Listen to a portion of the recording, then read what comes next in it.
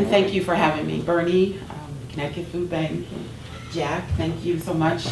I'm glad to be here. For the most part, my life has been spent being a worker bee, underneath hundreds of families who are in need.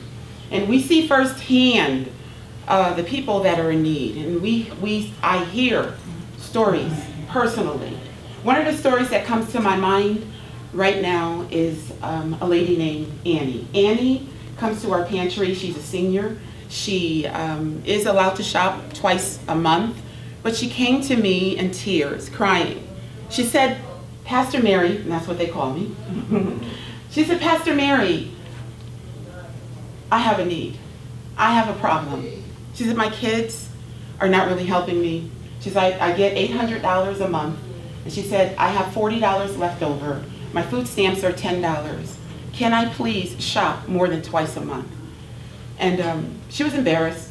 She really didn't want to ask. But one of the ladies encouraged her. She said, Pastor Mary will help you. And of course, Pastor Mary will help her because we are able to procure food because of the Connecticut Food Bank.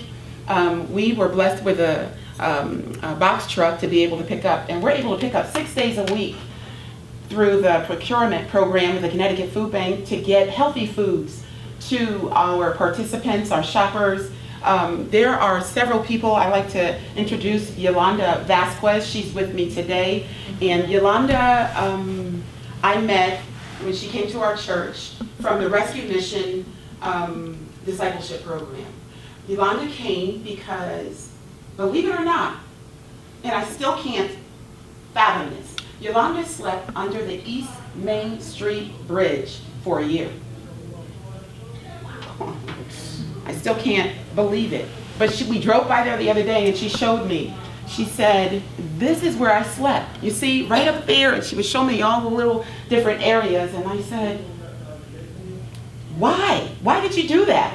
She said, because I didn't know there was anywhere else. She came from St. Croix. She didn't know, Bridgeport, and the situation that she was in, she couldn't live where she was living. So, long story short, now Yolanda, she receives food from our pantry.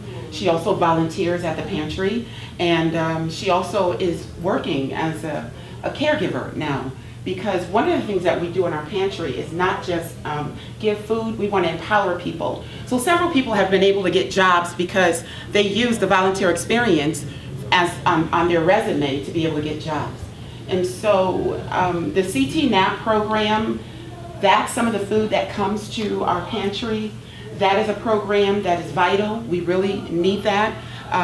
We're able to just see so many stories and so many people who are truly in need. I spoke to a woman the other day who said, I have to move out of Bridgeport because I can't afford to live in Bridgeport. I work in Bridgeport, grew up in Bridgeport. She moved to Beacon Falls. Beacon Falls? She's still working in Bridgeport, but she can't afford to live in Bridgeport. The cost of living is very high.